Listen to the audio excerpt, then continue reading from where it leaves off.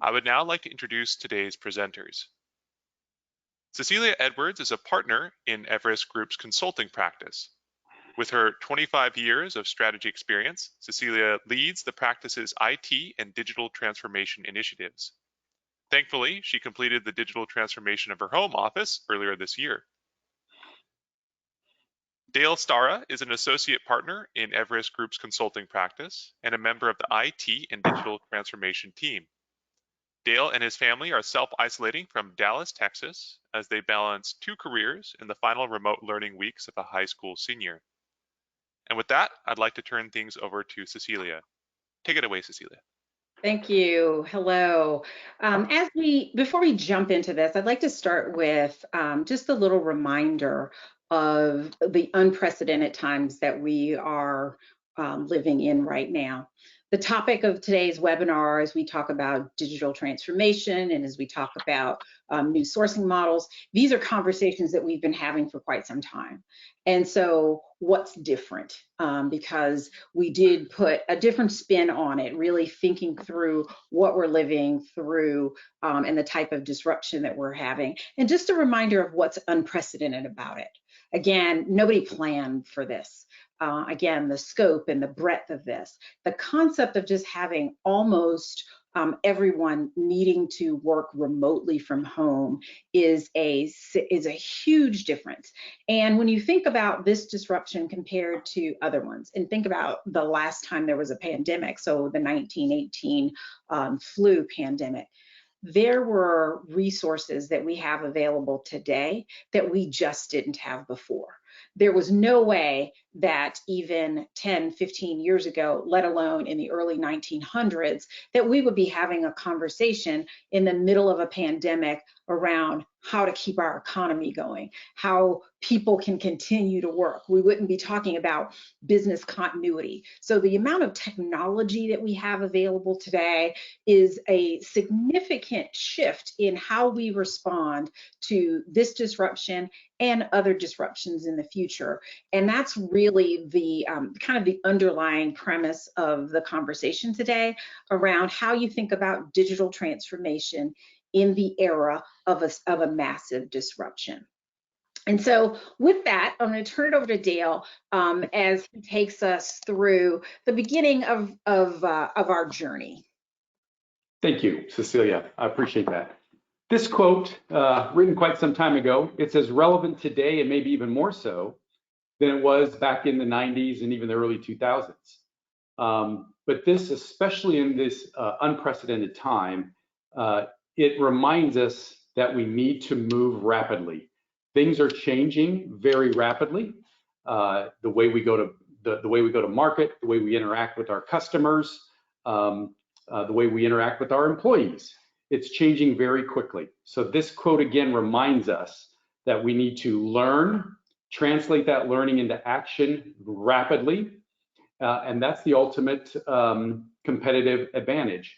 Again, it's all about learning quickly, implementing, making adjustments as we need to. Absolutely. And so now Dale's going to tell you a little bit, a tale of 2 transformations. Again, we're in a different time. And so let's learn how transformation varies. So Dale, why don't you tell us a little bit about our first transformation? Absolutely. When we think about digital transformation, a lot of us think about it's this very long, drawn out, methodical process. Now let's take Domino's Pizza. This has been a transformation that's been going on for 10 years. They've been very, very successful in their transformation. They, 10 years ago, quite some time ago, started with understanding that they needed to improve their product. They then implemented, if you will, their point of sale devices. But again, it's been very meticulously planned throughout the past 10 years, and they build upon it over the past 10 years. If you take a look at Domino's stock performance over the past literally 10 years, it has outperformed that of Amazon. It's outperformed that of Facebook. So they've increased their transparency. They're connected to their customers. They know who their customers are.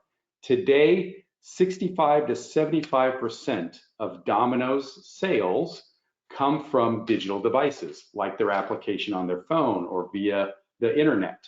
But again, well thought out, well planned, but it takes a long time, right? And that's what we generally think of when we think about a digital transformation.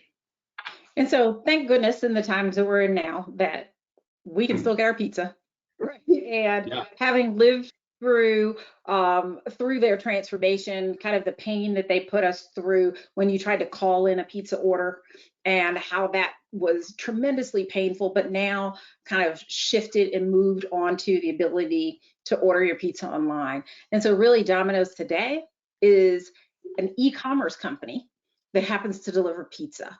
I did not realize how big they were. You know, being in the US, I thought this was primarily a US centric story, but Domino's is the largest pizza company in the world, right? So really this kind of 10-year transformation, and thank goodness, because I've got my teenage son home from college, finishing up his semester, and so we still need pizza on Friday. So very glad that they started that journey 10 years ago. But now, you know, talking about being home from college, you know, Domino's had 10 years. The other half of our tale of digital transformations, there are others that didn't have that luxury. If you look at just about any college or university in the country, and I'm assuming this is happening in other countries as well, if you ask them how long a digital transformation takes, they had about a week. So, you know, some of you may or may not have kids that were in college, but, you know, spring break season was just happening as the COVID pandemic was coming to light. And most colleges and universities either were on spring break when they made the decision and then extended it for 1 week so that they could figure out what they were going to do, or their students were just about to leave for spring break and they made their transformation during that week of spring break. But all around this country, and like I said, I'm assuming in other places around the globe as well, institutions of higher learning who did in-person, face-to-face, students living on campus instantly became e-learning organizations, and they had roughly 1 week in which to do that. And so if you think about how major, how massive a shift that was, there's a lot of lessons that we can learn. And we're going to keep kind of visiting these two themes throughout the rest of today's webinar as something that we can learn from. And even then, Cecilia, as I mentioned earlier in my intro, I've got a son in high school, and these high schools with even less resources potentially available to them had to make that transformation in literally a week. And it's been fun watching how they do that. That first week was a little tough. It was a little messy, but by all means, they engaged with the students, and it's been getting better and better every day. Really quite remarkable. But again, as we've talked about, we are in unprecedented times, and there is, not only are we required to make changes, but we're seeing these changes happen in front of our eyes. We're seeing the fact that customers, more so than ever before, realize they can correspond, they can interact, they can purchase online more so than they ever have. We're seeing social interactions change all the time. In fact, we're even seeing where people are now having virtual happy hours, virtual get-togethers, virtual family reunions, virtual weddings, things like that. And so those things we are realizing we've got the technology. We can actually do some of those things. Work from anywhere. Whoever thought we could all go home and work and still be very, very productive, right? That's changed a lot. Many firms out there did not have a work from home policy. They were rushed into it.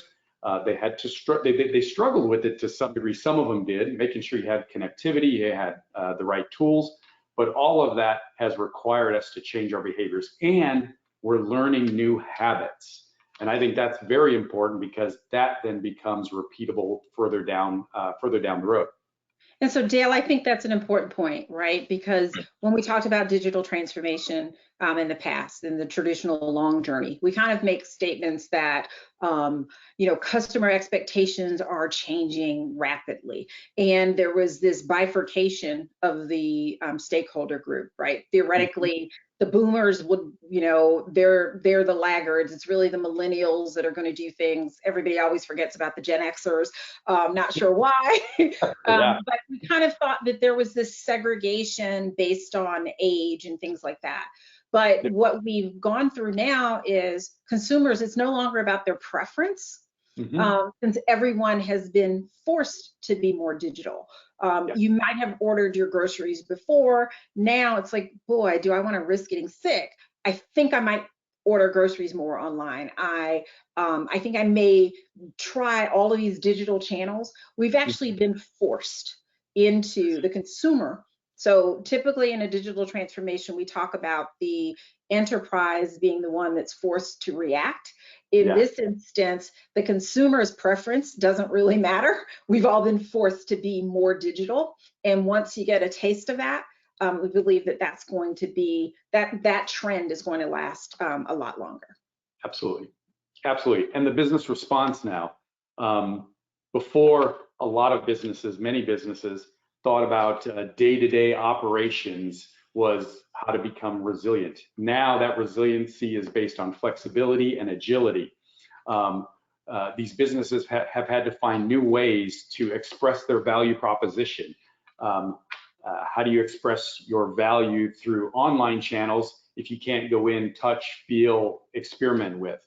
And then lastly, and I think this is going to be interesting to see how a lot of folks really evolve through this, but how do you now take your culture that you have, your culture of hard work, of interaction, of seeing people every day, how do you now do that when you're working remotely?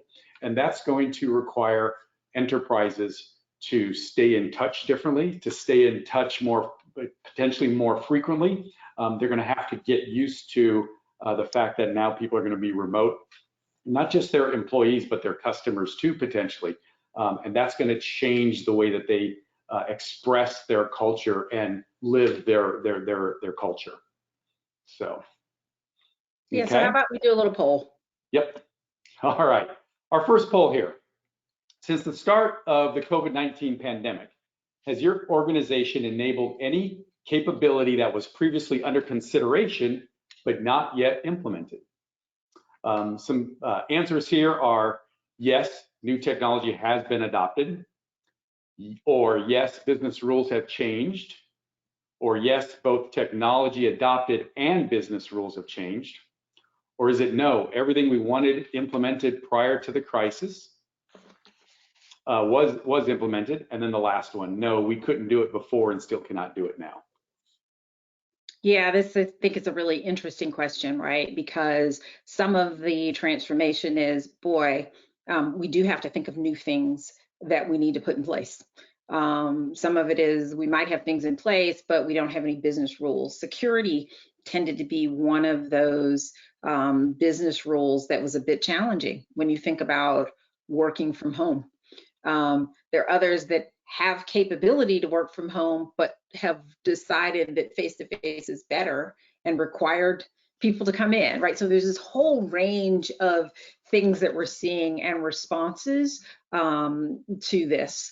I think we'll leave this open for a couple more seconds. There are a few more answers still coming in. Yep. All right. So I think, why don't we take a look at the answers?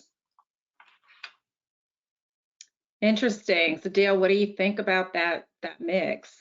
You know, it is interesting. I think it proves that a lot of enterprises have made changes because they had to very, very quickly. However, there still are a few out there that were not able to move quite as quickly as they wanted to. Very interesting.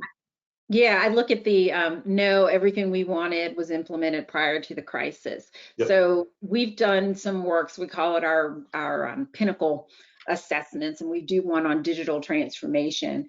And one of the things that we found is there are about 10% of enterprises have actually pushed their digital transformation along and are starting to get the value from it that they want.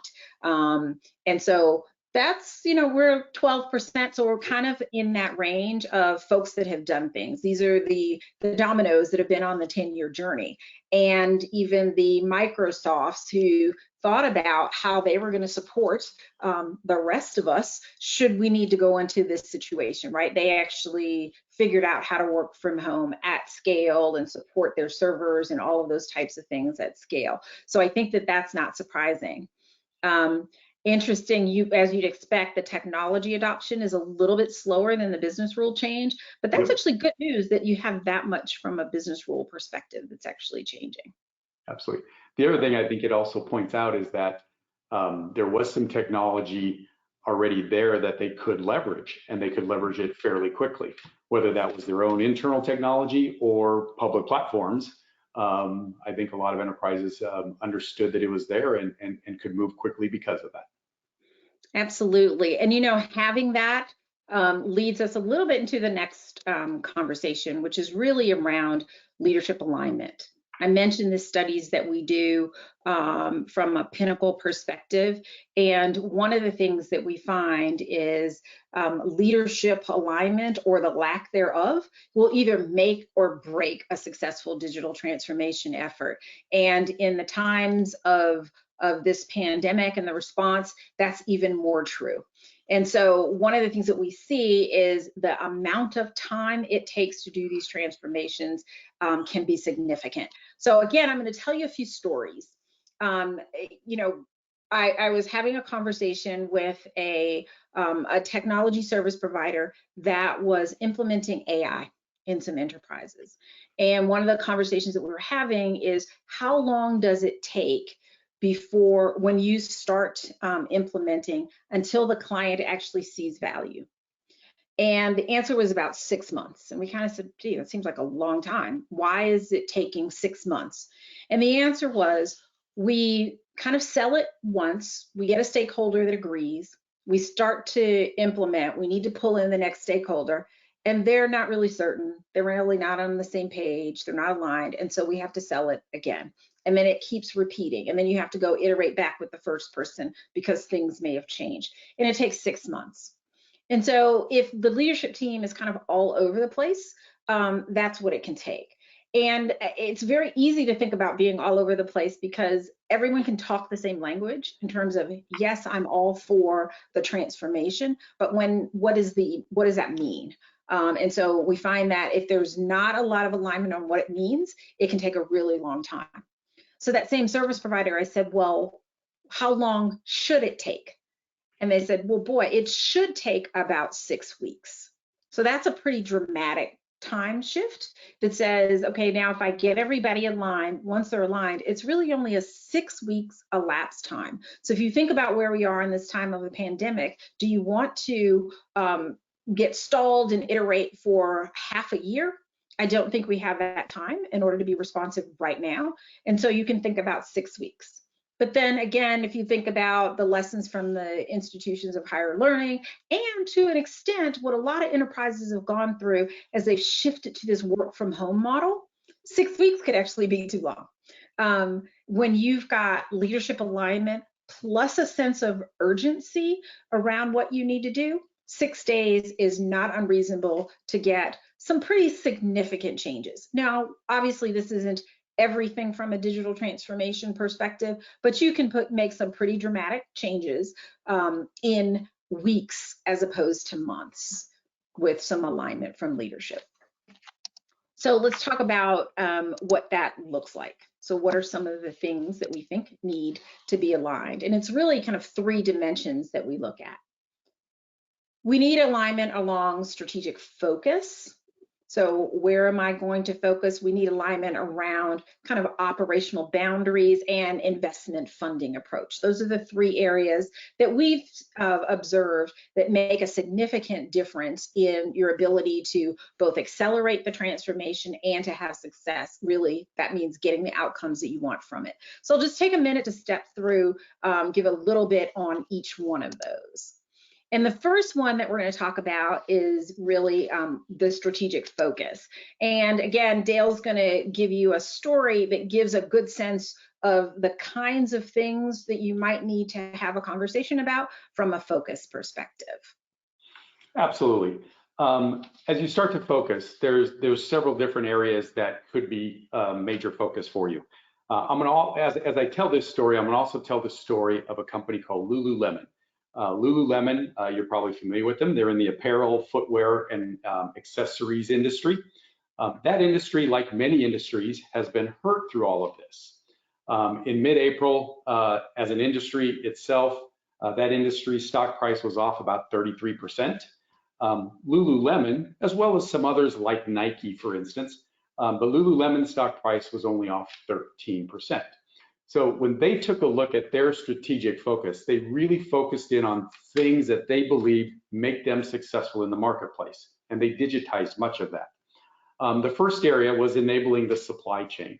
One thing that they did is they really truly focused on and implemented RFID technology in all of their product coming out of their supply chain, and that carried through all the way to their stores. When a pandemic like this hit, their stores are forced to close down. They have limited supply chain. If their manufacturing is getting shut down, they're able to leverage and know where all of their inventory is at, even if it's out at the store. And what that's enabled them to do is turn those stores into small distribution centers. Yeah, I mean, that's a biggie for a lot of the retailers, right? You have to have product, right? And Yes. so how do you make sure that you're getting product out there, and that the product that you have, that you're able to utilize that to the best of your ability as well? No doubt. And that leads me into the second point, where they've maintained the workforce. So even those store employees for stores that have been closed down, Lululemon is paying those employees. They've made that commitment through June 1st. For sure, and we'll see what happens after that. But they've then repurposed those employees, and now they're essentially fulfilling orders out of those mini distribution centers, out of those stores, and they've repurposed them to fill those orders, if you will. So again, while the stores are shut down, employees have been repurposed, they're still working. And there's other examples of other companies who have done similar things. They may have shifted them to their online presence, those type of things, which is essentially what Lululemon has done as well. Okay. The third area is engaging the customer. Lululemon has made it a point to engage their customer. They knew that was the first thing that needed to happen when this thing hit. They have to have that relationship. They have to know who their customers are. Luckily for them, through their website, through their omni-channel, not only is it an e-commerce platform for them, but it's a way for them to engage their customers. They provide online community to provide Pilates classes, yoga classes, dance sessions, those type of things. Through this pandemic, they've seen a significant uptick in the number of people that are going to not only take those classes, but that they are interacting with. So here's Lululemon. They know who every customer is. They know how to reach them through their own omni-channel, if you will. And they took that experience in the store, right? Because one of the things that Lululemon does to attract customers is they have classes in store. And so when they got to this pandemic, they said, how do I translate that into an experience that they can have at home as well? So pretty smart. Absolutely. And then the last one, and we're seeing this throughout, it's not just Lululemon, but folks with a very strong e-commerce platform have done, again, it depends on the industry, but have done fairly well. Most companies in the apparel, footwear, and accessories industry, they did see decreases in their e-commerce activity as this pandemic hit. Lululemon, through their omni-channel, through their customer engagement, because they had product, because they had a workforce to fulfill those orders, they actually saw a pretty significant uptick in their e-commerce traffic and purchases via their e-commerce channel. So again, they are ensuring that they're kind of have a 360-degree view of what needs to happen and where they put their focus, making sure that they have the product, making sure that they have the workforce, engaging those customers, then giving them a place to transact business. And I think the other thing that they thought about, so for those of you who might not know, Dale kind of says that they're in the apparel business. They're the leggings kings, right? They make leggings, right? And so if you think about like, why would people be shopping right now? Because a typical work from home attire is loungewear, leggings, etc. And then they're also encouraging people to stay active, right? And so they kind of noticed that their product would actually be in demand. So not quite an essential business, but they've actually made themselves relevant during this time as well, as they encourage people to stay active, be healthy, etc. during this time period. Perfect. Thank you so much. And then as we talk about how they were able to actually make those transitions, it goes back to what we said previously. It's all about the ability to be aligned from a leadership perspective so that you can make some very key decisions. First thing that, again, Lululemon was able to do is they could establish first principles. What decisions need to be made right now? And because they were aligned, because they knew where their inventory was, they could make those decisions quickly. And so they quickly established they had the product, they knew where it was at, and they then knew their first priorities were ensuring they had a workforce and ensuring they could engage their customers. So they established those first principles. They were all aligned with what that was, and it took them very little time to actually do that. They made those decisions today, they made it very quickly. For instance, the decision to pay their employees through June 1st was a very quick decision. They made that within days. It took the uncertainty from their employees' minds. It made employees continue to be focused on Lululemon's business, not on finding a new job or going to find unemployment. They were able to keep their employees focused. Everything continued to work out. The second part is make tomorrow's decisions tomorrow with that fact base. As you continue to make decisions, you will learn information. As you learn that information, you then can better understand what decisions need to be made and how to make those decisions. To share with you just another story, many small businesses all around us. We've got our favorite restaurant not too far down the road here. They were closed. They very quickly figured out they needed to engage customers. They needed to find a way to stay open to do curbside service. They used publicly available information, Facebook. They very quickly engaged with their customers. We went and took and bought some curbside pickup that first couple of days. It was rough. It wasn't perfect, but they learned through that. A week later, they changed their menu so that it was family packs and they had their process down pat. But they made decisions to engage customers, to make sure that they let them know that they're open for business, and then they fixed things as they learned more. Very interesting story. Yeah, and I think, Dale, we tie that back to our tale of two transformations and use the school transformation, right? Those colleges and universities didn't figure everything out in a week. Yeah. They said, what's the most important thing that we have to figure out? How do we get our classrooms up and running, right? That was job one of what they had to figure out during that first week. And so they did things like Blackboard, which is a typical tool that a lot of schools are using, and other products like that, and Zoom classes and things like that. They just said, what are the resources that we can use, make those available to our students so that they can log in and have conversations with the professors around using those tools to deliver classes. That's all they really figured out in the first one. Now, the mechanics of test taking, well, you don't need a test the first week after spring break. They're like, whew, I got 2 or 3 more weeks before I have to actually figure out the mechanics of test taking. And then, boy, what do I do about grading? And, am I going to continue to use the A through F system, or am I going to allow pass fail? What are the implications of that? What are the mechanics? boy, I have like 2 months to figure that part out.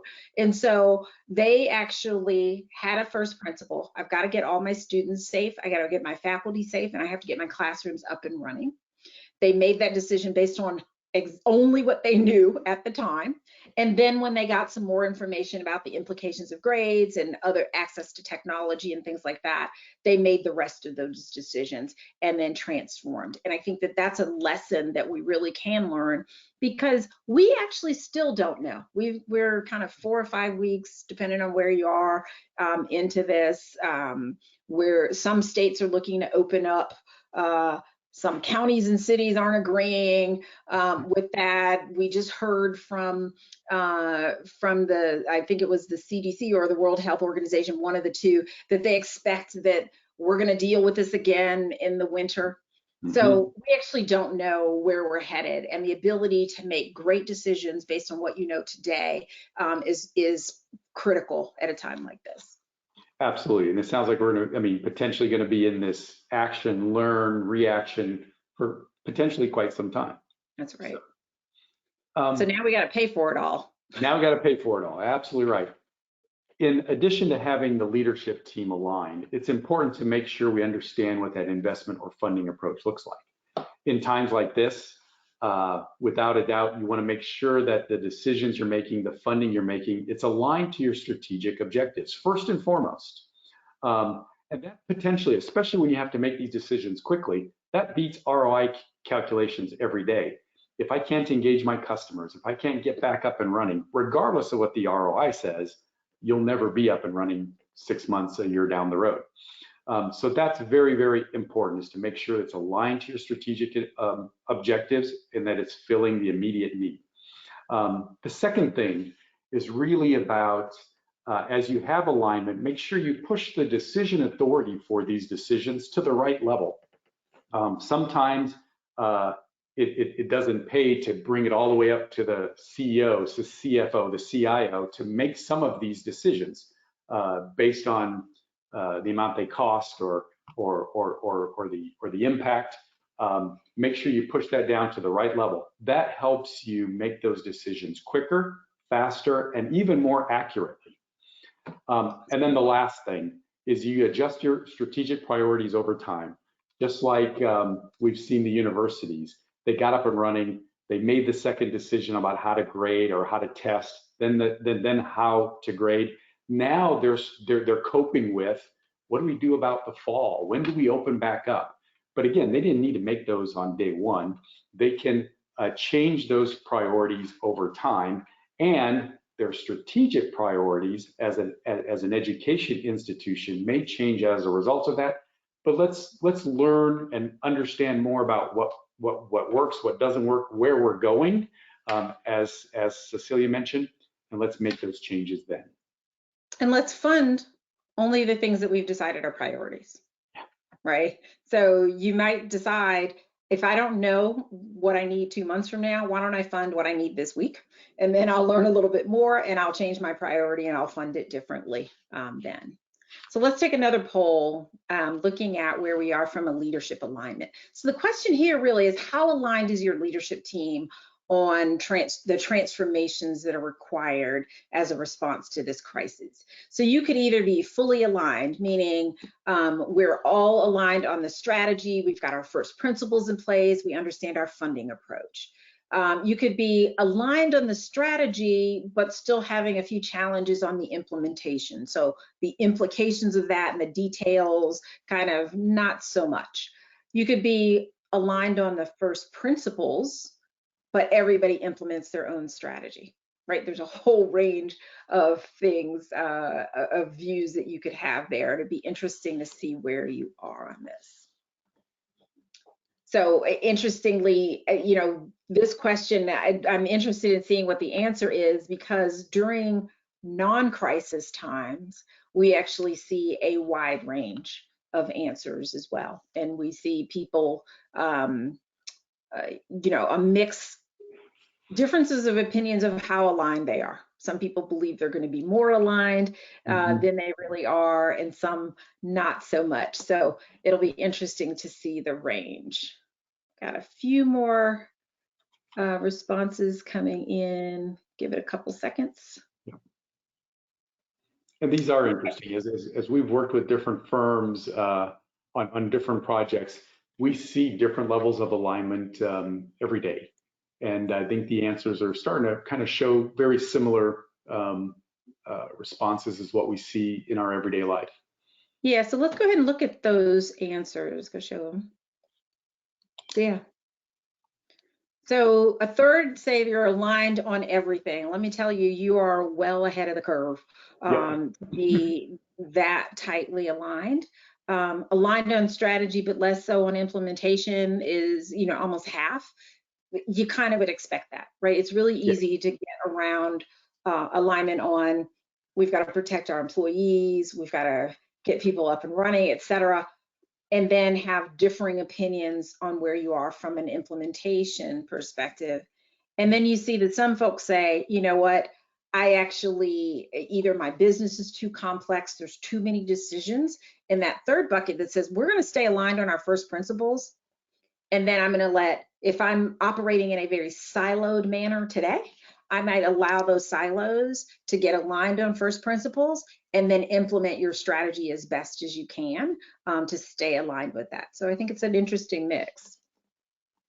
Absolutely. Very interesting. It also kind of brings us back to I believe a lot of firms, when they talked about resiliency and they talked about everyday operational capabilities, and now that's changed. And I think some of these answers kind of reflect that, because it is a radical change. It's a radical different way that you have to think about your business. Absolutely. So talking about changing things in your business, good transition. Absolutely, yeah. So changes in your business processes, procedures, sourcing models, they're going to be requirements to benefit from the technology that's available today. It will require some disruption, if you will, in order to make those changes, which leads us to some of the technologies that have been available to us for quite some time. Take this webinar that we're having today. You can see our pictures. Guess what? We've got a webcam in our computers. It's been there a long time. I've used it more in the last month than I have in the last 6 years combined, I think. But again, the technology is there. We may have to change our processes. We may have to change some of the tools to leverage it. We may have to change some of our procedures, but it's there today and it's available to us. So why are we only getting to it now? Yeah, it's interesting on the webcam, right? We've had them for a long time. People have expected that business travel is going to be impacted because we're going to do webcams. Well, not until today. For the past kind of 10 years, people have been taping their webcams up. And for the first time, people are having to pull the tape off. You can use a slider if you want, but you can't tape it up permanently anymore. And so, great example. I mean, we've been doing webinars, as you mentioned, Dale, for a long time. I think last week was the first time we turned the video on. Yep. To do these. So it's really, you've got some technology and you need to use it, which is interesting. So when we look at what the federal government, you talk about an institution that large, complex, and for years has been making investments in technology. Well, this slide here is an actual letter that went out from the Executive Office of the President, the OMB, to all of the department heads in the federal government. And kind of interesting, this tells the story that we're seeing everywhere. It says that the administration is directing agencies to utilize technology to the greatest extent. And then he kind of goes on and says, we've been making investments for years in technology infrastructure, in scalability, in platforms to enable digital delivery. But in many situations, although the capabilities are there, the agency processes have not evolved to fully utilize these expanded capabilities. And so the federal government, not necessarily thought of as kind of the leading edge in terms of transformation, in terms of innovation, et cetera, this is their response that happened in the middle of March that they issued to all their department heads. We've got the technology. Let's cut through the bureaucracy that's in place and think about using those investments in a way that helps us deliver the value and deliver on our mission. And so that's that same advice that really holds true for so many other enterprises as well. Absolutely. And as we talk about that, not only have enterprises been investing in the technology, investing in the improvements, and possibly not using it, but they're now learning in today's day and age that, hey, this technology is there. Let's figure out a way to use it. Just like the webcam, we are figuring out a way to use it. We've seen many small firms, many education institutions using public platforms. They were always there. Now Zoom, how many times have we heard about Zoom and everything that, I mean, again, a lot of enterprises, a lot of education institutions, my sons included, are all of a sudden leveraging Zoom. There is technology out there. Let's figure out how to use it. We might have to change our processes, our procedures a bit, but it's there. It makes us more efficient. It lets us do our job. If you need to go get the technology, go with good enough. It doesn't have to be perfect on day one. It can be something that gets the job done, but once you implement that, you're going to learn from that and you will adjust as needed. And then lastly, be agile, be real. Don't wait for perfect. If we wait for perfect, we'll never get there. Let's implement it. Let's learn from that implementation. Let's use that. Let's change our processes, but we're going to learn that as we implement, as we utilize the technology. So it's again, implement, learn, improve, repeat, and you keep that cycle going. Pretty soon you're digitally transitioning significantly. So there's a few key takeaways from this.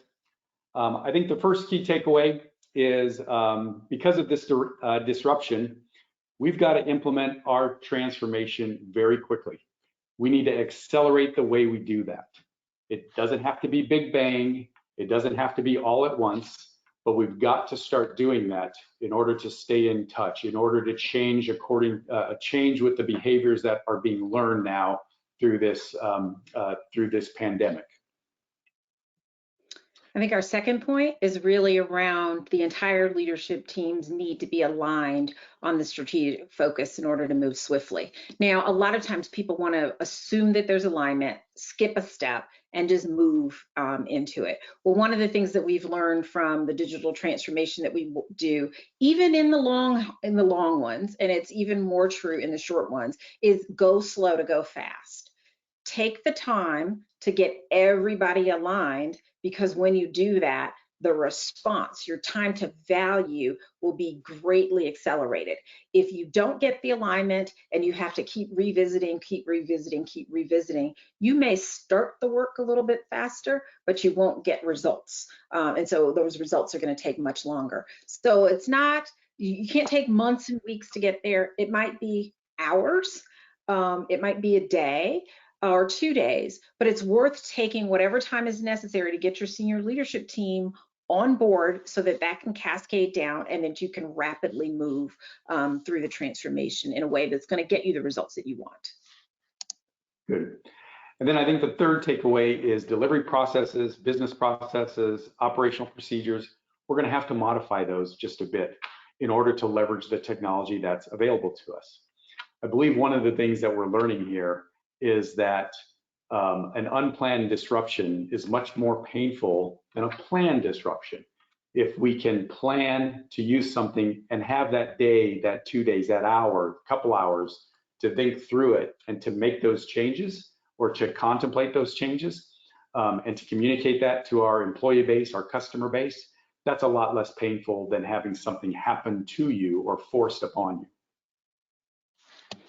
All right, so with that, want to let you know that we have a couple of special offers to our enterprise participants on the webinar today. The first is really thinking about your recovery. So a lot of what we've been talking about is where we are today, and it's important to start planning how you're going to come through this and what your response is going to be. Now that you probably have figured out work from home, you might be relaxing that a little bit, but there's still a need to think through what that kind of post-COVID-19 world is going to look like. And so we have created a recovery readiness assessment that goes over a range of things: supplier relationships, automation, legacy, use of cloud, automating your business processes, and thinking about supplier relationships, kind of that whole gamut. We'll have an opportunity to do an assessment and have a conversation with you about where you are kind of relative to peers and to some best practices. So that's special offer number one. The second is we've had a lot of folks just say, I'd like to talk to you about a few things, pick your brains. And so we're offering a complimentary executive level conversation with a senior member of our leadership team to cover some of these topics so that you can have a one-on-one and pick our brains about things that are specific to you. Things like gaining alignment on the current situation, hidden risk exposures, rethinking supplier deal structures, accelerating your digital transformation, guidance on options for vendor financing, right? Those options are coming up, or any other topics that are relevant to how you're trying to move through this transition. So that's our second offer. And again, these are complimentary. You can just let us know which ones of these offers you are most interested in. And while you're doing responses to that, we can go ahead and start taking questions. So I'm gonna go look at the questions. Look at the questions we've got here. Yeah. So one question is, have we considered the key changes we will need to consider and what changes are required post the coronavirus emergency? And so how do we think about those? You know, there are a number of things that we believe enterprises are going to do. One, I think long-term thinking through the acceleration of digital efforts. We used to talk about IT modernization versus digital transformation as two separate things. And from a, IT modernization, you've got to do that in order to be prepared for whatever is coming from a digital perspective. Well, we're kind of here. Even if the strategy isn't there, we're at a place where the response and the ability to do work remotely, the ability to automate lower value things so that you can keep your people safe and have them focus on higher value things. All of those things are important. So we think that there's going to need to be an increase, an acceleration in the migration of your legacy into digital channels. We think that there's going to be a considerable reevaluation of service provider relationships because there's a whole host of risk-related things that need to happen. If you think about business continuity planning in the past, has really been about if there's a location down or a city down. But now that's kind of a different ball of wax. And so how do you think through risk, the locations? How do you think through which things you might want to repatriate, which things you might want to automate, how you shift that relationship with your service providers so that you can accelerate digital transformation? How do you accelerate becoming agile for real, as I like to call it, because there are a lot of people who slap agile on their software development, don't really speed up anything, and their business still operates in a very structured, linear, waterfall fashion. How do you transform your business to be an agile business so that you can respond more quickly? So those are, a number of things that we see that are going to need to change. Yeah, pretty quickly. I was going to say, just like the Lululemon example, it depends where you're at in your journey.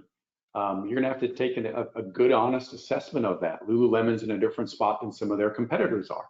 So similar to what Cecilia just mentioned, right now, Is it important that you find a different or a better way to engage customers? Is it more important to you to shore up your supply chain? Again, everybody's going to have to do their own assessment of that, if you will, and focus on what's the most important to you. So Okay. Dale, why don't you take this question? It's with regard to driving leadership alignment, who should naturally be leading that effort, and how can others, such as the CIO, influence that effort? Absolutely. Digital transformation, becoming more digital, it's not just the role, if you will, of the CIO. It is the role of leadership, and leadership needs to be on the same page there. Because the way you market, your financial systems, all of that, your CFO, your CMO, your CEO, it truly needs to be driven from the top down. The CIO can play a role in that by continuing to show examples of how this can be done, why it's important to their business, and the role that the CIO does have in implementing much of the technology or coming up with those right solutions.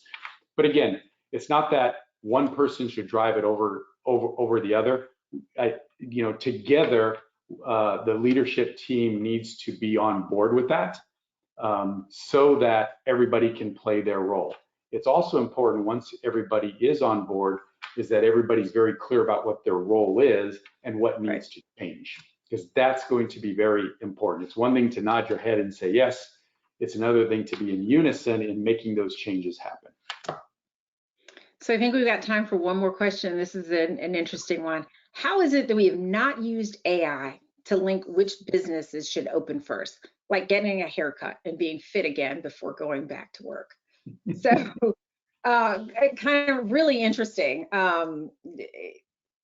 We did some videos a little bit earlier on tips for giving people grace as they're working from home. Things like, the first couple of weeks, we saw the scruffiest beards on men possible, and women are going, how am I getting my nails done? And what are you gonna do about your hair? And people have become hairdressers, and wives cutting husbands' hairs and husbands cutting wives' hairs and things like that. We've given each other that grace as we're turning our videos on and doing work from home. We actually even see people giving grace on how you dress, right? Because it's not necessarily let me put on business attire to do my video if I'm also running around with my 6-year-old trying to homeschool during the next half an hour, right? When we go back to work, that is going to be quite interesting. And I think because we're all trying to figure out the strategy, like, do you really want to open up gyms? I mean, there's some states, I think Texas is opening gyms soon. Georgia's opening gyms this weekend. Do you open the gyms? Do you open the hairdressers and the barbershops where you've got a lot of personal contact? Are those the right things to open or not? And I do think that the whole conversation about using AI is quite interesting, because if we think about it, we don't have as much testing as we'd like. We want more testing, but we've got a pretty humongous data set. And for people to kind of manually crunch through that data to make decisions, it's going to take a lot. And leveraging AI, I mean, this is the perfect time to leverage AI to find out, what do we really know about the coronavirus? What risk can we manage? How do we make decisions? We want to be fact-based, and I agree with the person that asked the question around use of AI. It would be fantastic, because I believe that there's more intel to be learned and insights to be derived from the data. And we're, if you listen to the news, everyone's making quick assumptions and using shoddy logic to prove their point. And a real, more rigorous look at the data could help inform us all. So. Absolutely. Okay. Okay. So I think that's our time. Any questions that remain, we'll try to get those responded to you later. We'd like to thank you for our time. We have a COVID-19 response resource center that we encourage you all to use. It's on Everest GRP /COVID-19. You can also get to it from our homepage. This is a page where we have lots and lots of resources related to this topic. Our research team has done lots of interviews, over 50 enterprise executives, and that's as of the time we wrote the slide a couple of weeks ago. We're continuously having those conversations, talking to service provider leadership to really understand what's going on, trends. We've been writing reports and blogs and briefings, and we've got videos. Our recent podcasts are related to this. We really encourage you, if you have questions, to please feel free to visit that resource center and also take advantage of the special offers to have a conversation, a one-on-one conversation with some of our leadership team to see if we can't help you out. With that, I will turn it back over to Alex. Excellent. Thank you so much, Cecilia, and thank you, Dale. Thank you. Thanks to each of you, our attendees, for joining today's webinar. Again, just a reminder, you'll receive a follow-up email within 1 to 2 business days with a link to download the presentation and slides, along with accessing the on-demand playback of today's live session. On behalf of Everest Group, thank you for joining us today and have a great rest of your day.